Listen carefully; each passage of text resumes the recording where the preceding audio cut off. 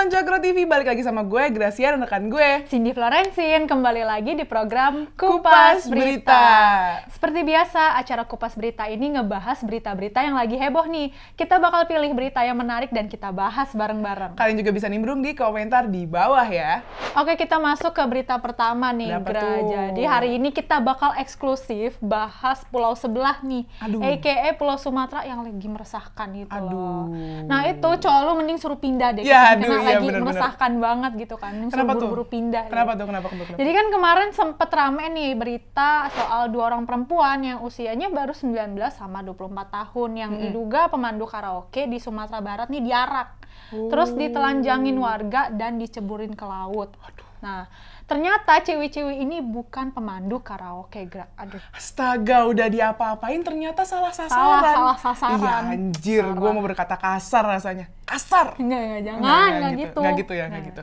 Ya, Gra, jadi si Kapolres Pesisir Selatan AKBP Novianto Taryono ini ngebeberin kalau 2 perempuan yang jadi korban persekusi itu sebenarnya cuma pengunjung kafe aja. Jadi bukan pemandu karaoke gitu. Nah, dari hasil penyelidikan ini, korban tuh kan datang tuh ya buat berkunjung ke kafe yang namanya Natasha Live Music. Terus, nah lagi duduk-duduk nih, lagi nyantai kan, lagi noki-noki biasa di meja belakang tuh posisinya.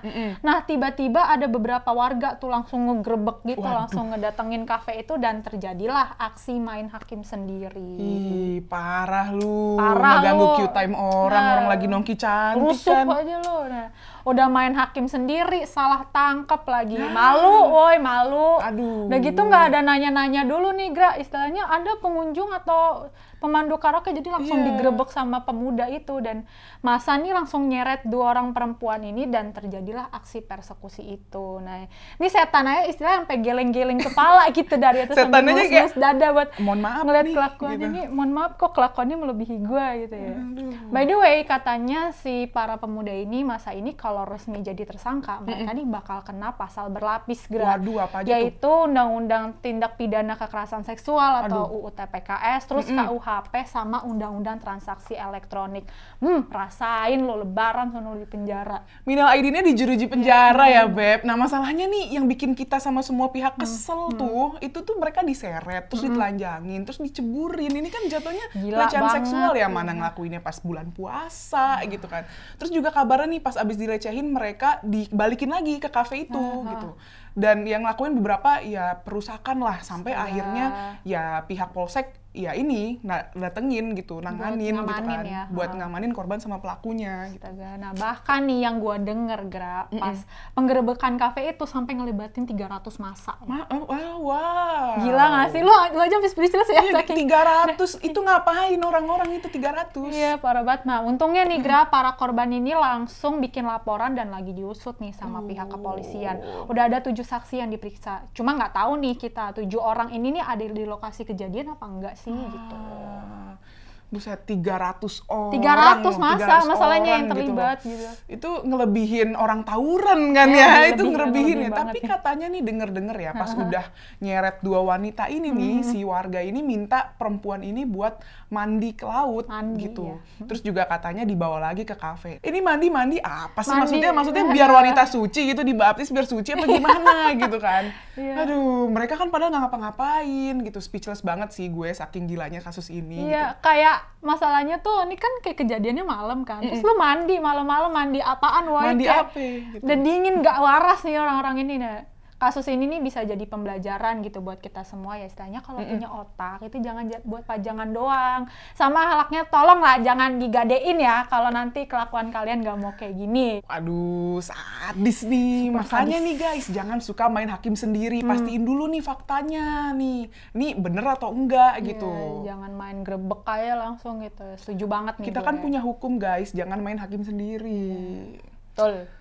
Oke, kita masuk ke berita selanjutnya nih, Sin. Ada berita yang ngadi-ngadi nih, Sin. Lu tahu nggak, baru-baru ini kan ada nih Dewan Perwakilan Mahasiswa atau DPM dari Universitas Teku Umar di Aceh gitu. Nah, mereka ini ngasih ucapan buat peringatan Hari Raya ini kemarin Jumat Agung ya, gitu. Lewat flyer di ucapan di-upload di Instagram officialnya lah dari BEM itu ya. Terus, nah mereka ini gara-gara ngucapin itu banyak penolakan gitu dari masyarakat, padahal cuma ngucapin doang. Ngucapin gitu. doang ya, ilah kenapa lagi coba dapat penolakan, kayak ribet banget sih. Iya, infonya nih katanya nih ya, ucapan itu tuh dianggap kurang etis. Soalnya pertama mereka ini kan di Aceh mayoritas Muslim, terus juga kedua Aceh katanya serambi Mekah. Tapi menurut gue apa sih? Kenapa kalau serambi Mekah, ya ampun Tuhan, nih mana sih toleransinya? Masa ngucapin gitu aja sampai ditolak gitu loh, kayak gak ada akal sehatnya. Nah terus ya Sin, akibatnya nih dari mereka ngucapin itu, 4 orang yang terlibat organisasi ini ngundurin diri dari jabatannya, terus juga disuruh syahadat lagi. Dianggap murtad. Syahadat lagi. Nggak masuk akal banget. Sumpah nih aneh banget, kayak disuruh syahadat lagi. Terus kalau misalnya nih gue yang orang Kristen ngucapin ke lo, Selamat Idul Fitri ya, itu ntar otomatis gue masuk Islam gitu. Langsung kayak, selamat kamu login, kan nggak gitu. Kan konsepnya nggak kayak gitu ya. Selamat hari Natal ya Sin, gue login masuk Kristen. Nggak gitu konsepnya. Yang ngucapin itu kan bentuk toleransi antar kita sebagai warga negara Indonesia kan. Indonesia tuh agamanya bukan Islam aja loh, gue udah ngasih tahu nih, gue udah nekenin loh ya, nih bukan Islam kita aja gitu kan, kita harus saling ngehargain satu sama lain, ya toleransinya mana ini? Lontong lah, lontong ini, lontong banget ini mah. Ibu, jangan emosi ya. Iya, sabar. Ini asli ya Sin, gue nih kalau ngeliat berita intoleransi kayak gini nih gemes gitu, kayak gimana negara kita ini bisa maju gitu, mau maju tuh gimana kalau pemikiran masyarakat aja nih masih kayak gini gitu. Kayak istilahnya masih terbelakang banget. Iya, masih terbelakang di mana-mana. Apalagi ini kan dilakuin sama elit kampus gitu kan. Terpelajar nggak sih? Harusnya lebih open minded gitu. Iya benar, lebih kayak harusnya terbuka gitu sama toleransi. Asli sih gue setuju banget.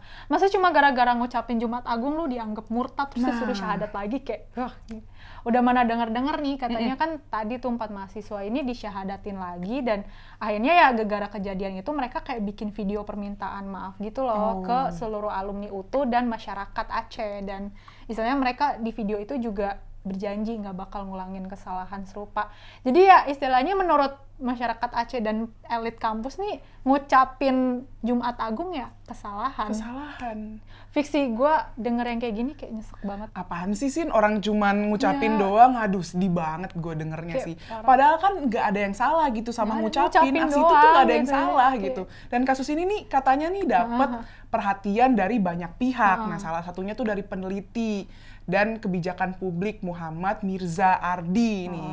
Nah dia bilang sih selama nggak diimani dan emang ya niatnya cuman ngehargain gitu, cuman ngucapin ya udah harus diapresiasi dong, bukannya malah disuruh bikin klarifikasi. Itu udah kayak orang mau korupsi atau mau melecehkan orang atau gimana. Kayak nggak sampai gini. Oh iya nggak gitu ya.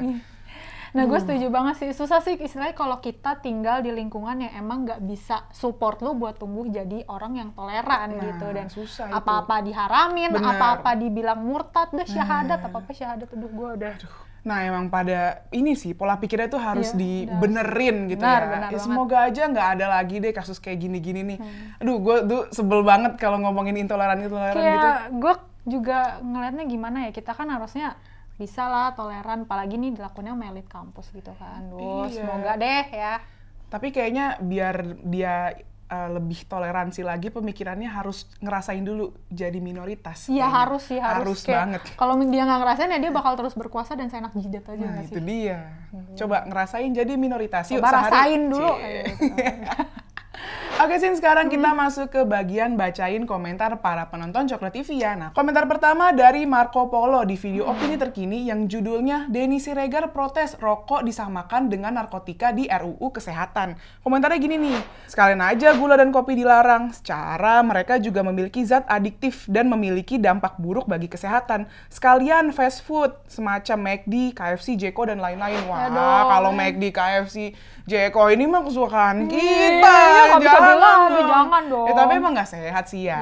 Ya, tapi jangan dong. Masa semuanya dilarang gitu kan. Dilarang. Nanti ciwi-ciwi sumber kebahagiaannya dari mana? Kita kan sumber kebahagiaan kita donat. Pertama semuanya kan uang, kedua makanan. Gitu. Ya gue pribadi sih ya nggak setuju sih sebenarnya sama rokok. Ya maksudnya ya memang mutlak lah itu nggak sehat. Itu udah nggak bisa diganggu-gugat. Itu nggak sehat gitu. Tapi ya efeknya kan beda ya rokok sama narkotika ya nggak sih? Jadi ya nggak bisa disamain gitu. Betul. Ya emang sama-sama bikin canda sih ya. Tapi ya beda nggak sih? Gimana menurut kalian? Beda kan? Coba komen. Lanjut Beb. Oke, Gra, komentar selanjutnya nih dari Anggiat Napitupulu di video Shelter CSW yang judulnya 3 kota paling tidak toleran, Cilegon, Depok, dan Padang. Komentarnya begini, kalau Anda anti intoleran, jangan pilih PKS dan Capres yang mereka usung. Karena daerah yang dipimpin kader PKS pasti intoleran. Fakta hasil penelitian 2022 Setara Institut. Jadilah pemilih yang cerdas. Saya agak speechless ya bacanya. Mantap sekali, aduh. Tapi ya terlepas dari partai apapun gitu ya, istilahnya kita juga jangan pilih pemimpin yang intoleran gitu. Karena nanti daerah kalian nggak maju-maju nih kalau punya pemimpin intoleran. Ntar lu sendiri yang repot. Mau ibadah susah, bangun gereja susah. Bener. Capek emang ya. Jadi buat kalian nih, please nanti pilih pemimpin yang berintegritas dan toleran aja, oke? Nasionalis gitu. Lanjut, Gra. Oke, komentar selanjutnya dari Mata Hati Indonesia di video Logika Ade Armando yang judulnya Kalau maju, Anies pasti menggunakan politik identitas. Nah, komentarnya gini nih. Pelaku politik identitas seharusnya tidak diberi ruang dalam kontestasi politik. Begitu idealnya. Namun, negara kita adalah negara demokrasi, sehingga siapapun bisa menggunakannya dengan segala resikonya. Tugas kita semua untuk mencerahkan generasi milenial dan Gen Z yang mungkin belum memahami bahaya politik identitas. Terima kasih Bung Ade Armando yang tak lelah mengedukasi masyarakat dengan akal sehat. Selamat juga Anda telah memilih berjuang dalam sistem dengan bergabung ke PSI. Semoga Anda terpilih bersama masuknya partai Anda ke Senayan. Amin. Nah, bener banget. Gue setuju banget nih sama komentarnya. Pelaku politik identitas itu ya nggak boleh dikasih ruang lah. Boleh gitu. dong. Jangan dikasih panggung kan. Soalnya kan bahaya banget guys kalau misal sampai kepilih gitu. Masa mau pilih yang ini, pemimpin yang cuman karena agamanya doang gitu kan nggak mungkin ya. Jadi emang harus dilihat nih orang bisa kerja atau enggak, nih orang nasionalis enggak, ya gitulah. Pilih yang memang memakai akal sehat lah. Gitu. Jadi politik yang nasionalis lah. Memecah belah ya, janganlah. Lanjut terakhir. Oke, komentar selanjutnya nih dari Saiful Bahri di Fatwa Guntur Romli dengan judul Guru Pesantren Cabul Harus Dihukum Mati. Komentarnya gini nih. Pesantrennya perlu dijelaskan dari organisasi atau dari lembaga atau kelompok biar warga masyarakat itu bisa lebih waspada dan juga bisa memilah-milih pesantren mana yang benar-benar pesantren. Bener banget nih, Gra. Dan setahu gue juga sih istilahnya kan namanya pesantren yang bener itu mereka nih kayak daftarin pesantrennya ini ke Kementerian Agama kan, jadi kayak nggak asal kaleng-kaleng atau sembarangan gitu loh. Jadi ya istilahnya jatuhnya kayak MUI itu tuh yang produk bersertifikat, punya sertifikasinya sendiri. Dan buat para orang tua nih istilahnya harus bisa lebih selektif lagi ya Bun buat nyari pesantren buat anaknya nih. Jangan asal masukin anak ke pesantren aja gitu istilahnya tanpa nggak tahu nih latar belakang, bibit, bebet, bobot pesantren tuh kayak gimana gitu.